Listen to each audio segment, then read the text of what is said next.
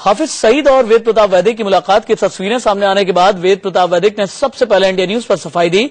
उस बातचीत के खास अंश आप भी सुनिए। हाफिज सईद से मेरी काफी लंबी मुलाकात हुई, करीब 1-1.5 घंटे। उसमें तरह तरह की बातें हुई, बहुत ही व्यक्तिगत किस्म की भी, कुछ उनके आतंकवादी कारनामों के बारे में भी, जिस अदालत के फैसलों की आप अभी बात कर रहे थे उन दोनों फैसलों पर भी बड़ी तफसील से बात हुई। उनकी जो कुछ भी गतिविधियां होती हैं भारत विरोधी, और वो जो कहते हैं कि मैं खिदमत में लगा हूं, उन सब पर भी बात हुई। और बात में सोच रहा था कि बहुत ही कहीं भयंकर न हो जाए, कहा सुनी न हो जाए, मुठभेड़ सी न हो जाए, नौबत यहाँ तक आ गई, नौबत यहाँ तक न आ जाए कि मुझे उठ के आना पड़े या शायद वहीं ढेर कर दिया जाऊं। सारी संभावनाएं थी। कई दोस्तों ने मुझसे कहा कि आप क्यों ये खतरा मोल ले रहे हैं, तो मैंने कहा जब वो भी चाहते हैं तो मैं भी चाहता हूं, बात होगी और खुल के होगी बात। तो क्या बातचीत हुई, खुलकर क्या बातचीत हुई, आतंक के मसले पर क्या बातचीत? आतंक के मसले पर तो जो अभी आप बात कर रहे थे मुझसे भी मैंने कहा जब वो भी चाहते हैं तो मैं भी चाहता हूं, बात होगी और खुल के होगी बात। तो क्या बातचीत हुई, खुलकर क्या बातचीत हुई, आतंक के मसले पर क्या बातचीत? आतंक के मसले पर तो जो अभी आप बात कर रहे थे मुझसे भी बराबर मुसलसल वो ये कहते रहे कि बिल्कुल बेबुनियाद इल्जाम आपकी सरकार लगा रही है, और आपकी सरकार नहीं लगा रही है, ये अमेरिका के दबाव में आके आपकी सरकार से भी ज्यादा हमारी सरकार लगा रही थी, मतलब पाकिस्तान की सरकार लगा रही थी। तो मैंने कहा अगर पाकिस्तान की सरकार आपके इतने खिलाफ है तो आप सारे पाकिस्तान में खुलेआम कैसे घूमते हैं, लगातार भाषण वगैरह कैसे करते हैं, रैली कैसे निकालते हैं? मौजूद सवाल। हाँ। तो बोले वो जो सरकार थी आसिफ जरदारी की, जिसमें रहमान मलिक हमारे गृह मंत्री थे, उन्होंने कहा वो मेरे इतने खिलाफ थे कि एक झूठा मुकदमा उन्होंने मेरे खिलाफ लाहौर हाई कोर्ट में लगा दिया। उन्होंने पिछली सरकार पर उसकी तोहमत। हाँ जी हाँ, वो ये किया उन्होंने। फिर मैंने उनसे पूछा कि आप अगर सच्चे जिहादी हैं तो जिहाद जो कुरान शरीफ में लिखा है, जो हदीसों में लिखा है, जिहाद अकबर, उसका मतलब होता है अपने जो 5 दोष हैं, काम क्रोध मद लोभ मोह, उन पर विजय पाना, जिनेंद्रिय बनना। तो मैंने कहा आप तशद्दुद को, हिंसा को क्यों प्रेफर करते हैं, क्यों हर जगह हिंसा फैलाते हैं? तो बोले यही तो मुझ पे इल्जाम है। मैंने कहा बम्बई में जो हुआ किसने कराया? बोले जब हो गया सारा तो मैं भी टीवी खोल के देखने लगा। 2 घंटे बाद मेरा नाम शुरू हुआ तो लोग मेरे नाम की माला जपने लगे, ये मैंने कराया है, मैंने कराया है।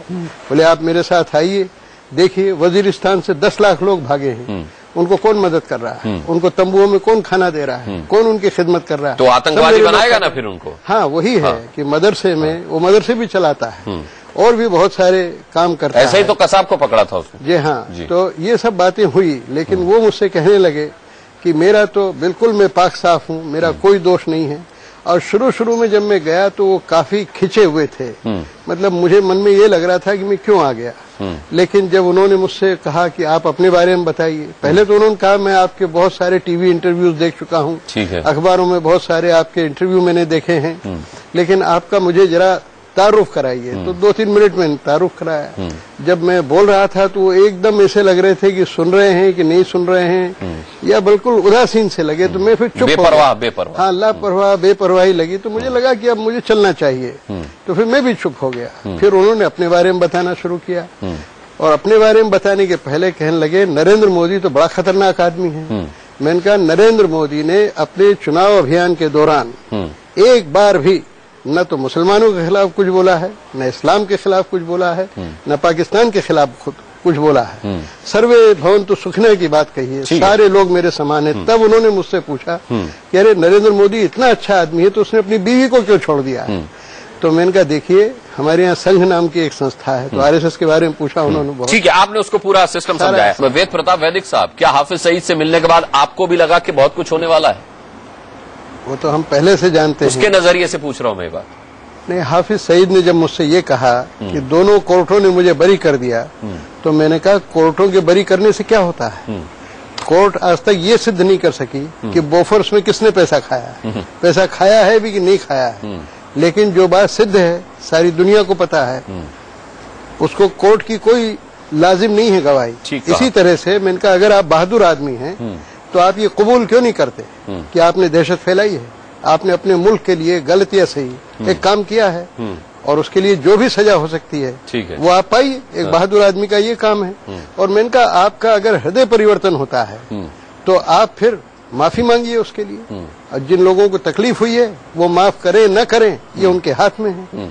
तब इस पर वो एकदम चुप हो गए, परेशान से हो गए, कहने लगे मैंने आपसे फिर कहा ना कि मैं तो इन कामों में हूं ही नहीं, मेरा कोई लेने देना ही नहीं है, मैं तो खिदमतगार हूं। फिर आपने पूछा नहीं कि आप सामाजिक सेवा करने के लिए जिन संगठनों को खोलते हैं, चाहे वो लश्कर हो, चाहे वो जमात दावा हो या फिर कोई और, उसे बैन क्यों कर दिया जाता है अमेरिका की तरफ से? आपको एक आतंकी घोषित क्यों किया जाता है? आप पर 60 करोड़ का इनाम क्यों रखा जाता है अगर आप समाज सेवा कर रहे हैं तो?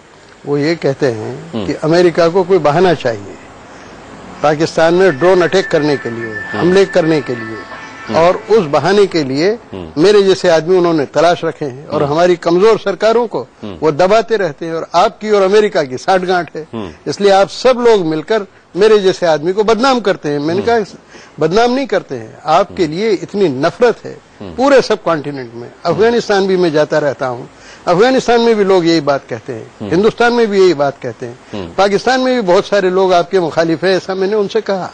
तो उन्होंने कहा कि आप मुझे बुलाइए, मैं हिंदुस्तान आने को तैयार हूँ, आप एक बड़ा इजलास कीजिए, वहां मैं तकरीर करूंगा, लोगों से बहस करूंगा, उनको समझाऊंगा कि मेरा ये रास्ता ही नहीं है, तशद्दुद का मेरा रास्ता ही नहीं है, मेरा रास्ता तो खिदमत का है। अब इसमें मैं क्या बोलूं, वो तो इसी बात पे अड़े रहे।